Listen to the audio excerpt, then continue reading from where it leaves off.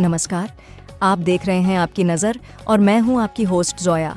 आज दिन की सबसे बड़ी राजनीतिक खबरें लेकर आई हूं, जिसमें मिलेंगी देश और दुनिया की सियासत के नए मोड़, बड़े बयान और चुनावी हंगामे की पूरी जानकारी। तो चलिए देखते हैं आज सियासत की दुनिया में क्या कुछ खस रहा।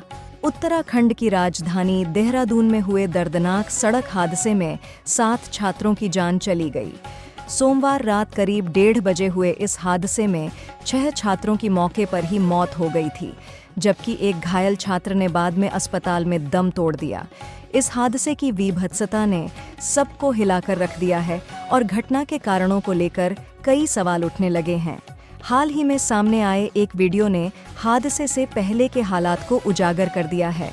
इस वीडियो में सभी छात्र पार्टी करते हुए नजर आ रहे हैं और हाथ में जाम लिए झूम रहे हैं। वीडियो में 2 लड़कियां भी दिख रही हैं, जिनमें से एक पैग बना रही है। माना जा रहा है कि ये वीडियो हादसे से ठीक पहले का है। जानिए इस दर्दनाक हादसे से जुड़ी सभी जानकारियां और देखें हादसे से पहले का वायरल वीडियो। झारखंड विधानसभा में नेता प्रतिपक्ष और चंदन कियारी से बीजेपी प्रत्याशी अमर बाउरी ने अपनी जीत को लेकर आत्मविश्वास जताया है। उन्होंने कहा कि चंदन कियारी की जनता इस बार उन्हें लगातार तीसरी बार जीत दिलाकर हैट्रिक लगाने के लिए तैयार है। अमर बाउरी का मानना है कि राज्य की जनता मौजूदा भ्रष्टाचारी सरकार से मुक्ति चाहती है और बीजेपी को समर्थन देने के मूड में है। हालांकि जब उनसे जयराम महतो से जुड़े सवाल पूछे गए तो उन्होंने इस पर टिप्पणी करने से बचते हुए इस विषय पर चुप्पी साधी। सुप्रीम कोर्ट के बुलडोजर एक्शन पर आए फैसले का जमीयत उलेमा-ए-हिंद यूपी के कानूनी सलाहकार मौलाना काब रशीदी ने स्वागत किया है। मौलाना रशीदी ने इस फैसले को ऐतिहासिक बताते हुए कहा कि इससे लाखों लोगों के घर उजड़ने से बच गए हैं। उन्होंने कहा कि इस फैसले से देश में न्याय के प्रति लोगों की आस्था और मजबूत हुई है और यह सभी को एक सकारात्मक संदेश देता है कि देश की न्यायपालिका लोगों के अधिकारों की रक्षा करने के लिए प्रतिबद्ध है। महाराष्ट्र विधानसभा चुनाव 2024 में प्रचार के दौरान उत्तर प्रदेश के मुख्यमंत्री योगी आदित्यनाथ के बयान "बांटेंगे तो कटेंगे" ने भाजपा के भीतर ही असहमति को जन्म दे दिया है। भाजपा की प्रमुख नेता और विधान परिषद सदस्य MLC पंकजा मुंडे ने इस बयान से स्पष्ट रूप से दूरी बनाते हुए कहा कि उनका राजनीति का दृष्टिकोण इससे भिन्न है। उन्होंने कहा कि वे केवल इसलिए किसी बयान का समर्थन नहीं कर सकती कि वे भाजपा से हैं। पंकजा ने यह भी संकेत दिया कि राजनीति में उनकी सोच और विचारधारा अलग है, जिससे स्पष्ट होता है कि पार्टी के भीतर भी इस बयान पर एक राय नहीं है। बुलडोजर कार्रवाई पर आए सुप्रीम कोर्ट के फैसले का जमीयत उलेमा-ए-हिंद के अध्यक्ष मौलाना अरशद मदनी ने स्वागत किया है। मौलाना मदनी ने कोर्ट का आभार व्यक्त करते हुए कहा कि यह फैसला गरीबों के लिए एक बड़ा सहारा बन गया है।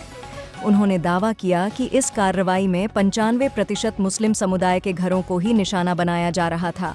मौलाना मदनी ने यह भी कहा कि अब लोगों के पास 15 दिन का समय है, जिसमें वे कोर्ट का रुख कर सकते हैं। उन्होंने यह टिप्पणी करते हुए कहा, जब कोई और रास्ता नहीं बचता तो गरीब कोर्ट की ओर ही देखता है। नागपुर में कांग्रेस नेता कन्हैया कुमार ने कांग्रेस प्रत्याशी प्रफुल्ल विनोदराव गुडाधे के समर्थन में एक चुनावी सभा को संबोधित किया। इस दौरान कन्हैया ने जनता से अपील की कि वे गुडाधे को वोट देकर कांग्रेस को मजबूत करें। उन्होंने अपने भाषण में अमेठी का उदाहरण देते हुए कहा कि कैसे एक साधारण कांग्रेस कार्यकर्ता ने वहां एक बड़बोली मंत्री को हराया था। कन्हैया ने इस बात पर जोर दिया कि जनता की एकजुटता बड़े से बड़े नेता को हराने में सक्षम है और यह चुनाव भी बदलाव लाने का एक मौका है। झारखंड चुनाव 2024 के मद्देनजर प्रधानमंत्री नरेंद्र मोदी ने गोड्डा में एक विशाल रैली को संबोधित किया। अपने भाषण में पीएम मोदी ने भाजपा के विकास एजेंडे पर जोर देते हुए राज्य की जनता से समर्थन की अपील की। उन्होंने झारखंड में भाजपा सरकार लाने की आवश्यकता पर प्रकाश डाला ताकि राज्य को बेहतर शिक्षा, स्वास्थ्य सुविधाएं और बुनियादी ढांचा मिल सके। पीएम मोदी ने गोड्डा की जनता से कहा कि उनकी सरकार ने गरीबों और वंचितों के लिए कई योजनाएं शुरू की हैं और वे झारखंड को विकास के पथ पर आगे ले जाना चाहते हैं। उन्होंने विपक्ष पर भी निशाना साधा और कहा कि वे केवल अपने स्वार्थ के लिए सत्ता में आना चाहते हैं, जबकि भाजपा का लक्ष्य राज्य के हर वर्ग को मजबूत बनाना है। रैली में बड़ी संख्या में लोग मौजूद थे और पीएम मोदी के भाषण को लेकर जनता में उत्साह देखा गया। झारखंड चुनाव 2024 के दूसरे चरण के लिए चुनावी माहौल गर्म हो चुका है और सिंदरी में मुख्यमंत्री हेमंत सोरेन ने एक शानदार चुनावी जनसभा को संबोधित किया। इस जनसभा में उन्होंने राज्य के विकास के मुद्दों पर बात की और झारखंड मुक्ति मोर्चा (जेएमएम) सरकार की उपलब्धियों को बताया। हेमंत सोरेन ने जनता से अपील की कि वे आगामी चुनावों में एक मजबूत सरकार बनाने के लिए उनके पक्ष में मतदान करें। अपने भाषण में हेमंत सोरेन ने भाजपा और विपक्षी दलों पर निशाना साधते हुए कहा कि उनकी सरकार ने झारखंड के हर क्षेत्र में विकास कार्य किए हैं, चाहे वह शिक्षा, स्वास्थ्य, सड़क निर्माण या रोजगार से संबंधित हो। उन्होंने यह भी कहा कि उनकी सरकार ने राज्य के लोगों के लिए कई कल्याणकारी योजनाओं का शुभारंभ किया है और वे आगे भी इसी दिशा में काम करते रहेंगे। हेमंत सोरेन ने चुनावी माहौल को लेकर जनता में उत्साह और विश्वास की भावना को महसूस किया और कहा कि सिंदरी और पूरे झारखंड में उनकी पार्टी की जीत निश्चित है। सिसामू में एक चुनावी जनसभा को संबोधित करते हुए समाजवादी पार्टी (एसपी) के अध्यक्ष अखिलेश यादव ने बुलडोजर कार्रवाई पर सुप्रीम कोर्ट के फैसले का जिक्र किया और भाजपा सरकार पर तीखा हमला बोला। उन्होंने कहा कि सुप्रीम कोर्ट के फैसले ने यह साबित कर दिया कि बुलडोजर कार्रवाई बिना किसी कानूनी आधार के की जा रही थी, जिससे गरीबों और कमजोर वर्ग के लोग प्रभावित हो रहे थे। अखिलेश यादव ने कहा कि यह कार्रवाई केवल एक राजनीतिक उपकरण बन गई थी, जिसका इस्तेमाल सरकार विरोधियों को निशाना बनाने के लिए कर रही थी। उन्होंने मुख्यमंत्री योगी आदित्यनाथ पर भी निशाना साधते हुए कहा कि भाजपा का यह अत्याचार अब अधिक समय तक नहीं चलने वाला और न्याय की जीत होगी। अखिलेश ने अपने भाषण में यह भी कहा कि समाजवादी पार्टी ही राज्य में सच्चे विकास और न्याय की राजनीति को आगे बढ़ाएगी और जनता भाजपा सरकार की गलत नीतियों को हराएगी। राजदीप सरदेसाई के डायनेस्ट वंशवाद सवाल पर सोलापुर से सांसद प्रणीति शिंदे ने जोरदार जवाब दिया। सरदेसाई ने शिंदे से महाराष्ट्र की राजनीति में वंशवाद को लेकर सवाल किया था, जिस पर प्रणीति ने कहा कि राजनीति में यह कोई नई बात नहीं है और किसी के वंश के आधार पर उसकी काबिलियत पर सवाल नहीं उठाया जा सकता। उन्होंने बताया कि शिंदे परिवार ने जनता के बीच अपनी सेवा और विश्वास से अपनी जगह बनाई है और यही कारण है कि उनका प्रभाव महाराष्ट्र की राजनीति में मजबूत है। प्रणीति ने यह भी स्पष्ट किया कि महाराष्ट्र में आगामी चुनावों में महाविकास आघाड़ी (MVA) महायुति को भारी समर्थन मिलेगा और यह गठबंधन राज्य की राजनीति में एक निर्णायक भूमिका निभाएगा।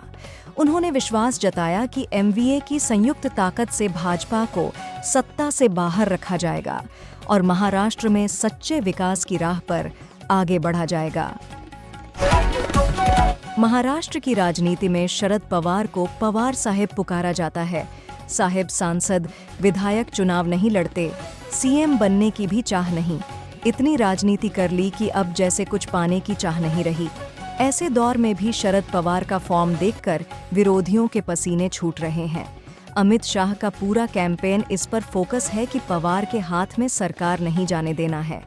ऐसा लगता है कि पवार साहेब इतने फुल फॉर्म में भतीजे अजित पवार को सबक सिखाने के लिए आए हैं। अकेले अजित पवार नहीं, जो छोड़कर अजित पवार के साथ गया उन सब की खैर नहीं।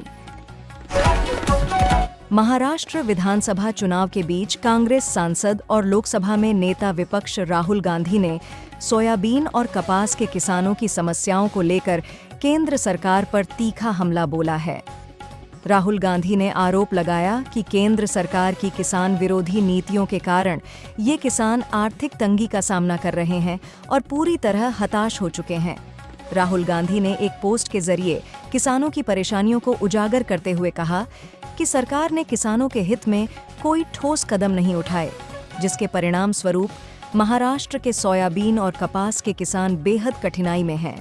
उन्होंने यह भी कहा कि सरकार की नीतियों ने इन किसानों को उनके हक से वंचित किया है, जिससे उनकी स्थिति और भी खराब हो गई है। राहुल गांधी ने इस मुद्दे को चुनावी प्रचार का हिस्सा बनाते हुए किसानों की समस्याओं को प्रमुखता से उठाया, ताकि सरकार को अपनी नीतियों पर पुनर्विचार करने के लिए मजबूर किया जा सके।